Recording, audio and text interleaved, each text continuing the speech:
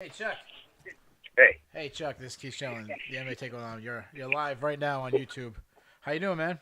I'm doing well, man. How are you? All right. So those who don't know you, you're a former UFC veteran. You're a former Bellator veteran.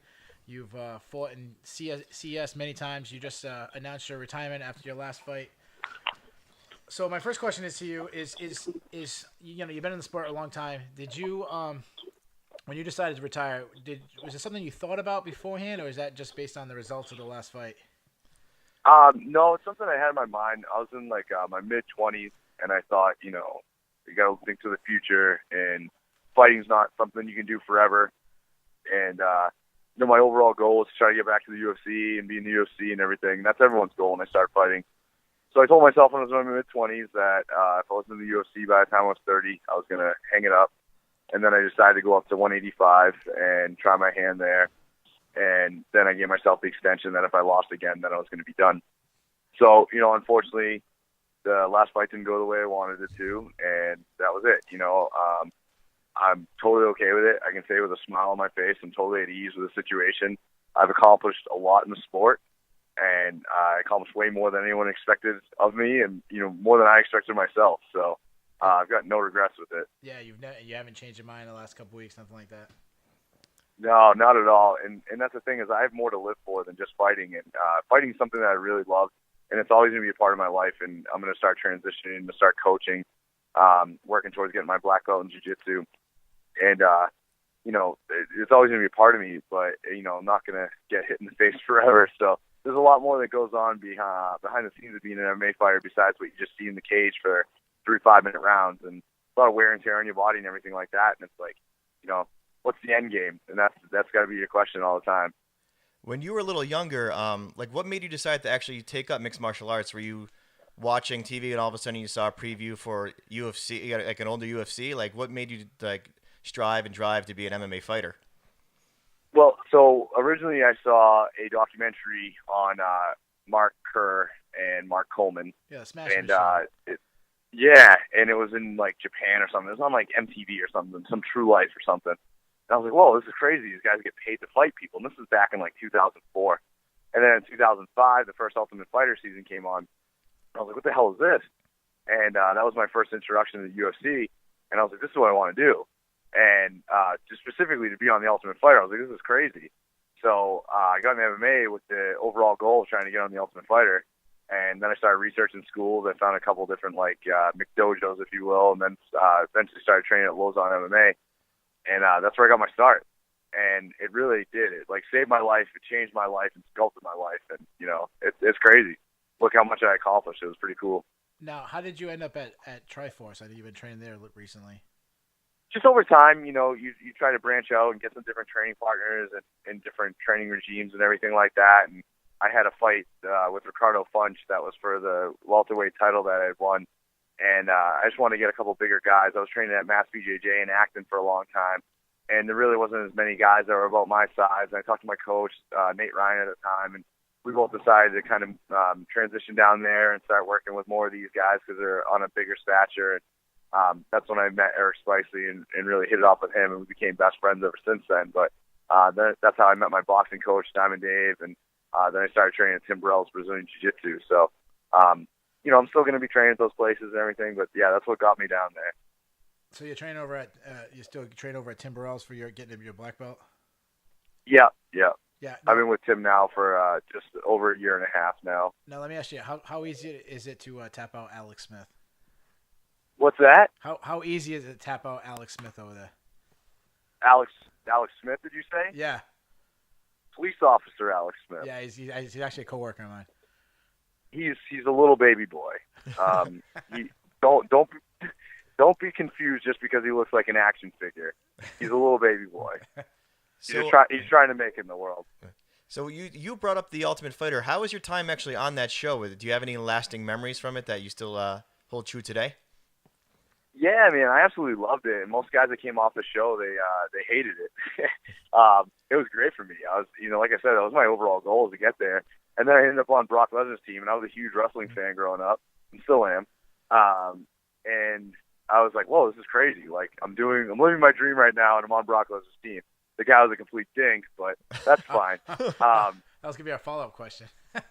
Oddly enough, though, they're doing the Ultimate Fighter All-Star season coming up, and the day of my fight, my last fight, I got an email from the UFC talent relation asking if I would be willing to do it, and it would have been starting in January, but it was going to be at 170 pounds. I wouldn't be able to make 170 pounds ever again in my life, so I had to decline that, and then obviously the fight ended up going the way it did, and I made my decision to step away, but yeah, it was kind of crazy that I got the offer for that. I was one of the top prospects for that season that they're going to be taping, so it'd be pretty cool. But very impressive. Now one thing, how's it to live in a house with people that you know that you might end up fighting? Like, how weird? It was a little different for sure. You know, I ended up fighting Tony Ferguson in the semifinals of the show, and right off the bat, we hit it off, and we just became each other's main training partners for the show. And you know, we thought, oh, cool, we're gonna fight each other in the finale, no big deal. And then we had to fight in the semifinals, and like all this drama kind of happened, and you know, he was trying to space himself from me, is what it was. And everyone deals with fights differently, but it was no big deal. I mean, you're living in the house. To me, it was just like another day of training when you're in the cage anyway. So I'm not one of those guys that needs to get like super psyched out or pumped up like that. I'm like, this is just a sport at the end of the day where you're trying to punch each other in the face. But you know, it was a little different, but not too bad. I mean, we had 2 bathrooms with you know, 14 guys living in a house. It was a little difficult and smelly at times, but you make do. So you were saying that I know now you retired from MMA, and now you're doing the pro wrestling thing. You said you were a huge wrestling fan growing up. Who'd you used to watch when you were younger in the wrestling scene? The one man that drew me into professional wrestling was the 1-2-3 Kid, and it was watching his match to become the 1-2-3 Kid when he beat Razor Ramon. I was like, whoa, this is just some average day guy, and he's winning this big match against this huge man with crazy chest hair. So then I was like, whoa, this is sick, and I got drawn in from there, and I didn't have cable growing up. My friend had a black box, and he used to, you know, tape pay-per-views if I couldn't come over and give it to me on VHS, and tape Monday Night Raw for me, and I'd always watch it on Tuesdays and stuff. So that's kind of how I got sucked in and drawn in. And when I started working, I bought cable in my house, so I was able to watch it and get the pay-per-views and everything. And I was pretty much working just so I could pay to watch wrestling. And you've been following WF and WCW and all those things since? Yeah. And like I said, I've been a fan of it ever since. And then, you know, about almost 2 years ago in January, Eric Spicely found a wrestling training school in Rhode Island, and then we started going to train. And since, you know, Eric had to stop because, you know, he's in the UFC now and the contract stuff, so you can't really wrestle on the side. But I've been doing it on and off, throw fight camps. You know, when I have fights coming up, I had to taper back off my pro wrestling stuff. But, you know, now I'm able to concentrate more on that and, you know, my business that I have. So, like I said, I'm not just going to be some sad bum after I'm done retiring from MMA. I still got a lot going on in my life. Now, do you go by the name Chuck O'Neil, or do you have a stage name? Yeah, Cold Steel Chuck O'Neil, you know. That's my thing, you know. I'm the MMA fighter making it in the pro wrestling world. Now, you mentioned that you're going to continue coaching. Are you going to be coaching over at Triforce, at Timberells, or where? Yeah, I talked to the guys over at Triforce. I told them that's something I'm definitely going to be willing to come in and do and help out whenever they need me. And there's a few particular guys and teammates like that I have that'll be in there to help them out when they get ready for fights. Obviously, when Eric's getting ready for a fight, I'm going to be there for him. You know, and then obviously I'm going to be up for helping out as Tim's as much as needed. So there's so many. But yeah, I'm always going to be down to help those guys out. They've done a lot for me and for my career. Now, is there anybody in particular over at Triforce that we should be looking out for? Well, I'm sorry, what's that? Is there anybody particular over at Triforce that we should keep our eyes on? What, up-and-comer guys? Yeah, or just anybody in general that well, there's an amateur fighter over there who's really he's really doing some good stuff. The kid's got a lot of good wrestling. His name's John Duma. The kid's very talented. He's going to be good. You know, fighting at 145. So he just actually won an amateur title at Cage Titans the day after I had fought last. That kid's going to be a very good pro. All right. We could definitely watch him. How about Dan Cormier? How's he looking? And for those people, he's great, man. He's a good dude. Yeah, just for those people at home, that's not Daniel Cormier from the UFC. He's actually a local Rhode Island. Yeah, I used to coach, just full disclosure, I used to coach wrestling with Dan. Dan's a friend of mine. Oh yeah, Dan's a great guy. He's probably about 110 pounds less than the other Dan Cormier, but uh, no, he's a great guy. He just won his recent fight. The kid's really talented, and he's just not the biggest guy in the world. He's getting undersized in all his fights because he does weigh so light. But the kid's talent is very, very high.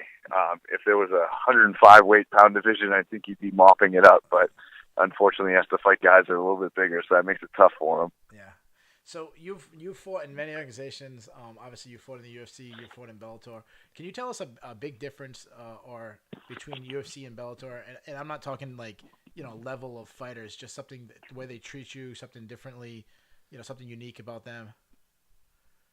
Like what? With both of them, you mean? I'm sorry, what? You're asking like the difference with fighting for each of those companies? Like, is there certain things they do, or?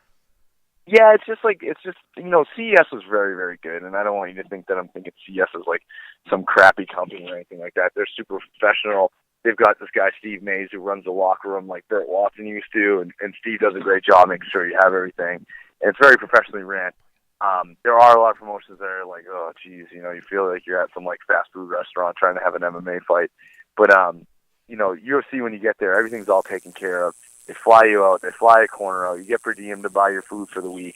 Cool. Everything, they give you a schedule when you're there. Now they equip you with Reebok and everything like that. It's just super professional, super tightly ran. It's a whole nother level, man. Like, you're used to going to fight in front of crowds full of your family and everything, screaming your name, to going out and seeing like thousands of people screaming your name. And you're like, whoa, this is a little intense here, and having Bruce Buffer announce you. So it's definitely a big stage. You got all these cameras in your face and everything. It's a whole different ballgame. That's why I think one of the best things is it's very easy to get to UFC. It's another thing to try to stay there. So that holds true. I've been a fan of MMA a long time. I've been I was born and raised in Rhode Island, so I've seen the Rhode Island MMA evolve. I remember going to fights in hotel rooms, and I remember where the fighters, the only way they got paid is if they sold tickets. They get like $5 for every ticket they sold. So it's cool to see an organization like CS grow, being in Twin River, being in Mohegan Sun, things like that. So, I got like two more questions for you before I know you got a lot of things to do. Do you have any cool backstage stories, just one backstage story you'd like to let us know about? What, as far as MMA goes? Yeah, anything cool, like a cool story? I think one of the most ridiculous things I've ever had to deal with was the Foxwoods Athletic Commission. Those guys are a bunch of cucks. I show up to weigh in, and this guy's giving me like this thorough quote-unquote exam, and he's trying to give me all sorts of crap, telling me I cut too much weight. And he was like telling me to hold my hand out to check my stability and try to push me down, and he couldn't. Tell me to push his hand down, and I almost threw him on the ground. Told me to do knee bends, and I said, oh, you mean a squat? And so we didn't hit it off too well. And then he went on and tell me that most fighters that cut a lot of weight are going to lose their fights. So the next night, I show up. They weigh me in. I don't know why. They didn't do that to anyone else, but they weighed me in when I got there. Saw that I put 25 pounds back on, wow, and immediately had me pee in a cup. And I was like, well, what is this? So, whatever. I finally go on. I fight the main event. I beat the guy in 2.5 minutes, and the guy's absolutely busted open with huge elbows, bleeding everywhere profusely. And the guy, the commission had to run in and with the doctor who was giving me all sorts of crap. And I just looked at him and winked. So I was like, well, that's a fun moment right there. All right, and I lied. I said it two questions. I have two more questions for you. One thing I just want to I want to ask you. Dave, my partner here, he's a big wrestling fan, and he'll probably go to some of your shows. If you see Dave, will you promise me that you'll hit him with a steel chair? Will I hit him with a steel chair? Probably not. I'll probably suplex him. That's more my thing. Or I can drop kick him. Okay. Well, I can get really high off a stand drop kick, so I can do that for sure. Yeah, well, definitely. We're cool with that, too. Yeah. And last question for you. Obviously, when we contact you, we let you know we're doing this. We're raising money for the Jimmy Fund. We've all had to deal with cancer. If you don't mind, obviously it's a personal question. If you can just let us know how cancer has affected your life at all. Yeah, for sure. I've had a lot of people in my family specifically that have had cancer. It's pretty terrible. I was just actually talking to one of my clients today who's lost someone to cancer, and there's actually recent studies basically talking about how there's a part of Europe that actually doesn't use chemotherapy. And the amount of people who have cancer are on an even playing field to the United States and Europe. And Europe not using chemo has less deaths from cancer. And it's like basically showing that chemo is essentially killing people more than cancer is. Obviously, this is not to take away from cancer at all. It's a very serious situation, but I thought that was pretty crazy to hear. But yeah, cancer is just terrible, man. You know, you can't control it. Anyone can get it. The healthiest of the healthiest, the most unhealthy people can get it. Doesn't matter who you are.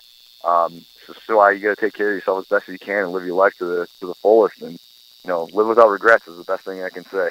Right. We thank you for coming in, Chuck. Welcome to the MMA Takeover family. We wish you luck in everything you do, and we'll be cheering for you.